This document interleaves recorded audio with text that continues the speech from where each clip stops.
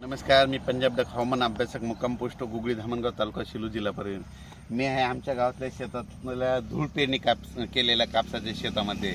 आमच्या गावाकडले सेम अशी परिस्थिती ना, ही सगळी एवढे प्लॉट आहेत आमच्या इथले. हे धूळ पेरणी केलेले प्लॉट आहेत आणि या ठिकाणून शेतकऱ्यासाठी खास अंदाज देणार आहे.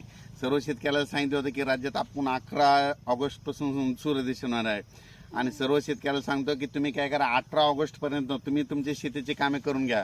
कारण की राज्यामध्ये जवळपास सांगायचं झालं तर 18 तारखेपर्यंत सूर्यदर्शन चांगलं होणार आहे, म्हणून हा अंदाज लक्षात. आता विभागावाईज सांगायचं झालं तर नेमकं सूर्यदर्शन कसं कसं होणार आहे तुम्हाला सांगतो. तर उत्तर महाराष्ट्रामध्ये आता ना 14 पासून म्हणजे उद्या 14 ऑगस्टपासून म्हणजे उत्तर महाराष्ट्रामध्ये नंदुरबार, धुळे, जळगाव, त्याच्यानंतर नाशिक या भागामध्ये चांगलं सूर्यदर्शन होणार आहे आणि चांगलं 22 तारखेपर्यंत नाशिक जिल्ह्यामध्ये सूर्यदर्शन असणार आहे, म्हणून हा अंदाज लक्षात द्यायचा. त्याच्यानंतर आपण काय करू, पूर्व विदर्भाकडे वळू.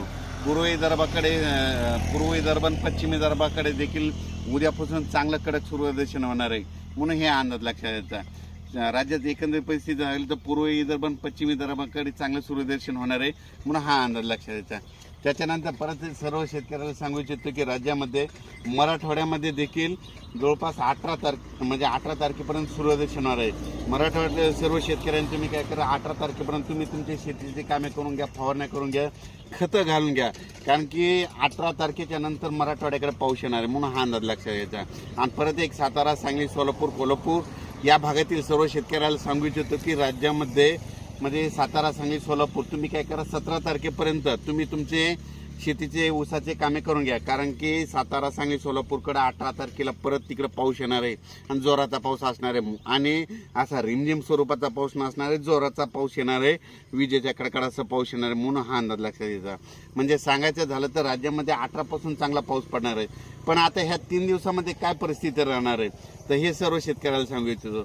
म्हणजे आता म्हणजे आज आहे 13 ऑगस्ट, म्हणजे उद्या 14, 15, 16च्या दरम्यान तुम्हाला एक सांगतो की लातूर जिल्ह्यामध्ये उदगीर, तसेच अहमदपूर, त्याच्यानंतर नांदेड, त्याच्यानंतर सगरोळे, बिलोली, पुन्हा आदिलाबादच्या नंतर यवतमाळ, त्याच्यानंतर तसा तो भागमध्ये ह्या भागामध्ये थोडाफार पाऊस राहणार आहे. म्हणजे ह्या 2-3 दिवसामध्ये तिकडल्या भागामध्ये पाऊस राहणार आहे. मराठवाड्यात देखील उघड असली पण तिकडल्या आदिलाबाद, सगरोळी त्या भागाकडे पाऊस असणार आहे, म्हणून हा अंदाज लक्षात घ्यायचा. पण राज्यात एकंदरीत परिस्थिती जर चांगलं 16 तारखेपर्यंत चांगलं सूर्यदर्शन घडणार आहे.